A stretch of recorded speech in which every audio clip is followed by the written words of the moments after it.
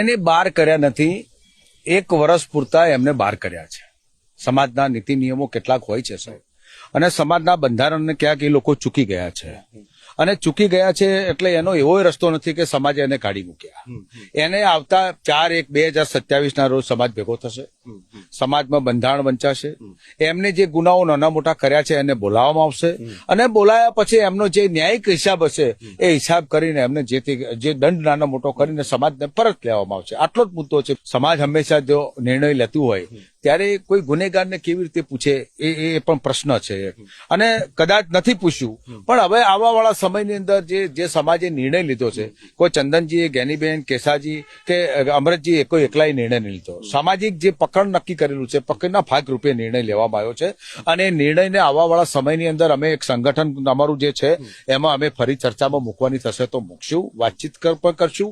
અમારું જે બોર્ડ બેસે એમાં પણ અત્યારે ગબ્બર ઠાકોરને બંને મિત્રોને મારી વિનંતી છે કે તમે ઠાકોર સમાજમાં જન્મેલા છો, ઠાકોર સમાજના ખૂબ સારા છોકરાઓ છે, બહુ વધારાની કે નાની મોટી કોમેન્ટમાં પડ્યા સિવાય સમાજના બંધારણ કઈ રીતે આગળ વધે એમાં સમર્થન કરો. સાહેબ, તમારા તોથી ડીજેનો જે અવાજ આવ્યો, ડીજેના ભાગરૂપે જે બન્યું છે એ બન્યું છે. તમારા નાટ બાર મૂક્યા છે, પણ 1 વર્ષ પૂરતા જ નિર્ણય લેવામાં આવ્યો છે. 1 વર્ષ પૂછે સામાજિક જે રીતિ રિવાજો એવા ને એવા રહેવાના છે.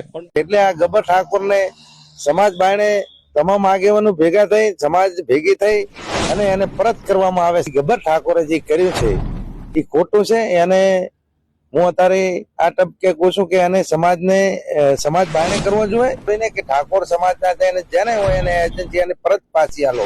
તમે તે આખા ગુજરાતમાં એનો ચા પણ કોઈ પીતા ના, એવી મારી વિનંતી છે. અને બનાસકાંઠા, પાટણ અને વાવથરા આ 3 જિલ્લાઓનો સમસ્ત ઠાકોર સમાજ એકત્રિત થઈ અને ઠાકોર સમાજનું એક નવું બંધારણ નક્કી કરવામાં આવ્યું હતું. આ માત્ર કોઈ એક વ્યક્તિ દ્વારા નહીં, પણ ત્યાં સમસ્ત જિલ્લાઓના 3 જિલ્લાઓના ઠાકોર સમાજ દ્વારા આ બંધારણ નક્કી કરવામાં આવ્યું હતું. ત્યારે એક વાત કહી દઉં કે જો બંધારણનું પાલન અનેક જગ્યાએ થઈ રહ્યું છે, જેમ કે રાજ્ય કક્ષાના મંત્રી સૌરભજી ઠાકોર જે ખાદી કુટીર અને ગ્રામ ઉદ્યોગના મંત્રી છે, ત્યારે તેઓ પણ આટલા સક્ષમ માણસ હોવા ઠાકોર અને ગબ્બર ઠાકોર એ બંનેને નાતબાર કરવાનો કાર્યક્રમ થયો. થોડા કલાકોની અંદર એ જમણા પાદરના એક ભાઈને ત્યાં આમંત્રણ આપેલું અગાઉથી અને ત્યાં એમની મુલાકાત લીધી. હવે જે માણસને નાતબાર કરવામાં આવેલો હોય એ માણસ કોઈના ઘરે જઈ શકે નહીં, અથવા તો કોઈના ઘરે એને બોલાવી શકાય નહીં, એની આગતા સ્વાગતા કરી શકાય નહીં. જમણા પાદરના એક પરથીજી નામના વ્યક્તિએ એમની આગતા સ્વાગતા કરી અને ત્યારે સમાજને ખબર પડતા સમાજે આખા જમણા પાદર ગામને જો આનો જવાબ ના આપે તો જમણા પાદરને નાતબાર કરવાનો નિર્ણય કરવા સુધીની પણ ચીમકી આપેલી.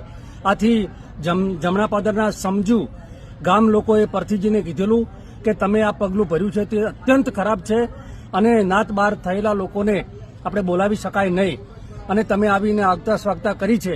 ત્યારે ગામના આગેવાનો અને યુવાનો ત્યાં પરથીજીના ઘરે ગયા અને પરથીજીને પણ ભૂલ સમજાઈ અને ભૂલ સમજાવવાના અંતે એમણે પણ માફી માગી અને 11,000 રૂપિયાનો એમને દંડ કર્યો છે.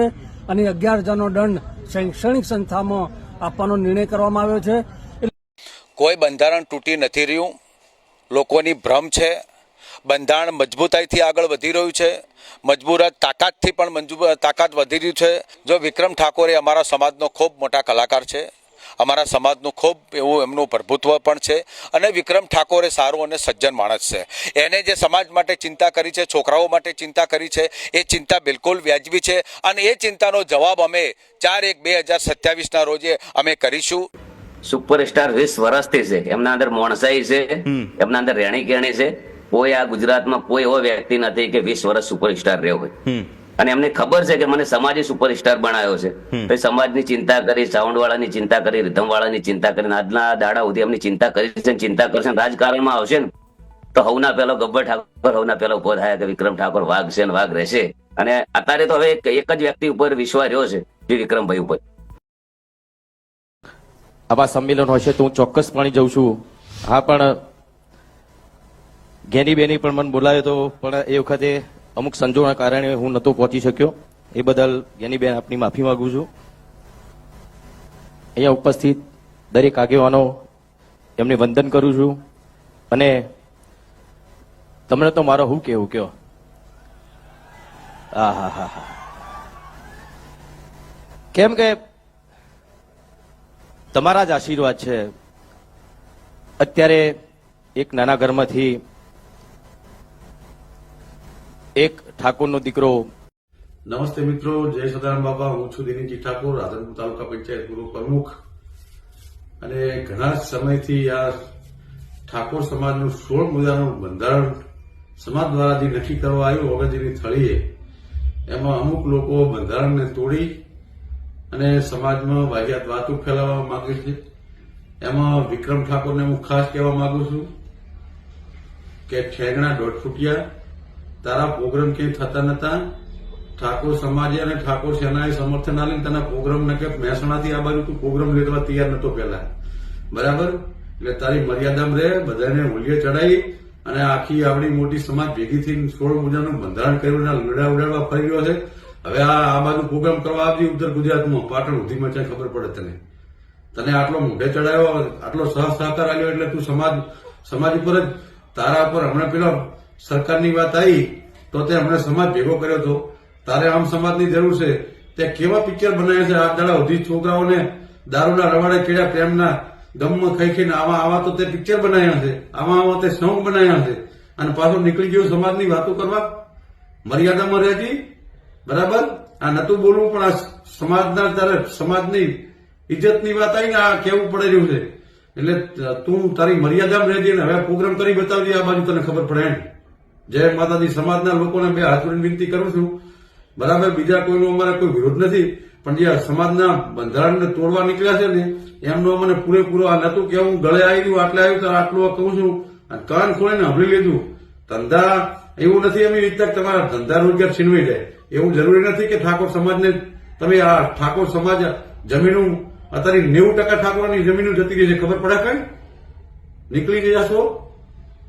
જય માતાજી. બસ સમાજને આટલો સંદેશો આપવાનો હતો. ઠાકોર સમાજ મોટી સંખ્યામાં બેઠા છે. તારે કહું છું કે બંધારણને સમર્થન આપજો. જે સમાજે બંધારણ કર્યું છે એને સમર્થન આપજો. અને જો કોઈને તોડવાની તાકાત હોય તો તોડી બતાવો. 1 કિલો હોનું લઈ નીચે તમે હુરસરતું નહીં લાવો કે તોડવું હોય તોડી નાખો. તમારે તોડવું હોય તો 1 કિલો હોનું લાવો, 5 કિલો સોજી લાવો. બીજે લઈને શું તોડો છો તમે? જબરા હોય ને તો 1 કિલો હોનું લાવો, 5 કિલો સોજી લાવો અને તોડો. સમાજના બંધારણને ખબર પડે. મારું સમાજ સૌના ભલા માટે કામ કરતી હોય. એક દાડો એવો હતો ઠાકોર સમાજની બધા વાહ વાહ કરતા હતા. હમણાં છેલ્લા 2 દિવસથી ઠાકોર સમાજની બધા લોકો મજાક કરી રહ્યા છે. માટે સમાજે મા બાપ છે એને સમર્થન આપો. ગામમાં ખૂબ ભાઈચારાની ભાવના રાખો. એકબીજા સમાજની જોઈ અને ખેતીની શરૂઆત કરો. તો મારી જોડે ઝાબડિયાના બધા આગેવાનો આયા, બરાબર, તારીખ લેવા, બરાબર, કે ભાઈ અમારે તમારું સન્માન કરવું છે ને અમારે 42 આપવું છે, બરાબર. એટલે કે મેં તારીખ આપી, બરાબર. અને આખા ઝાબડિયા ગામના ઠાકોરો ભેગા થઈને 20,000 ઠાકોરો ભેગા થઈ અને મારું ભવ્ય સન્માન કર્યું, બરાબર. અને એ દાડે 42 ના બધા આગેવાનો હાથે લઈને કે હું જોતો ઝાબડિયા, બરાબર. અને ઝાબડિયા ગામને એ દાડાથી 42 લીધું, બરાબર. તો બરાબર. આ વાત પ્રશ્ન એવો છે કે તમે 42 સમાજને વડુ ગામની એક પત્રિકા વાંચી છે અને એનું બંધારણ એવું છે કે તમે જોનમાં ડીજે ના લઈ જઈ શકો ને ગામમાં વગાડી શકો. આ સાચું કે ખોટું? એ વાત સાચી ને. એમાં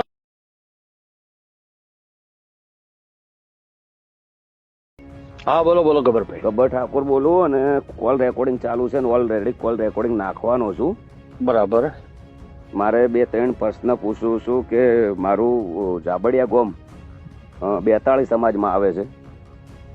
હવે ઝાબડિયા ગામ 42 સમાજમાં છે કે નથી મને ખબર નથી ગબ્બરભાઈ, હું જૂઠું બોલતો નથી. આપણે બોલવા જોઈએ સાચું. સાચું, બરાબર. પણ 42 સમાજ આખી નાયતામ ભેગી છે અને અહીંયા સમાજનું બંધારણ બનાવ્યું હતું, બરાબર. અને અહીંયા 42 સમાજના પ્રમુખ તરીકે આપણે ઉમેશજી ઠાકોર વારેડાના છે, પીઆઈ હતા, બરાબર, રિટાયર્ડ ડીવાયએસપી, બરાબર. એમને 42 સમાજના પ્રમુખ બનાવ્યા હતા, બરાબર. એટલે મેં અમને ફોન કર્યો હતો. તમે મને ફોન ના કર્યો કે અમે 42 માં આવા કે ના આવા? એટલે મને ખબર નથી, તો મારે એમને જૂઠું બોલતા આપણને આવડતું નથી, બરાબર. એટલે મેં ઉમેશજીને ફોન કર્યો.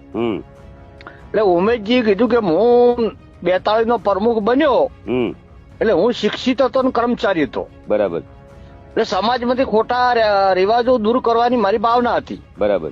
એટલે એમનું કહ્યું સૌ પ્રથમ મેં આપણે 42 નું બંધારણ નાયતાથી બનાવ્યું. બરાબર. અને પહેલો મુદ્દો એ ટાઈમે એવો રાખ્યો હતો કે મરણામાં ખીચડી ને કઢી કરવી. બરાબર. આ 42 સમાજની પહેલ નાયતાથી કરી એમની. બરાબર. પછી એમને કહ્યું મારા પ્રમુખ થયા પછી 42 સમાજના વિસ્તાર વધારો હતો. તો મારી જોડે ઝાબડિયાના બધા આગેવાનો આયા. બરાબર. તારીખ લેવા. બરાબર. કે ભાઈ અમારે તમારું સન્માન કરવું છે ને અમારે 42 માં આપવું છે. બરાબર. એટલે કે મેં તારીખ આપી. બરાબર.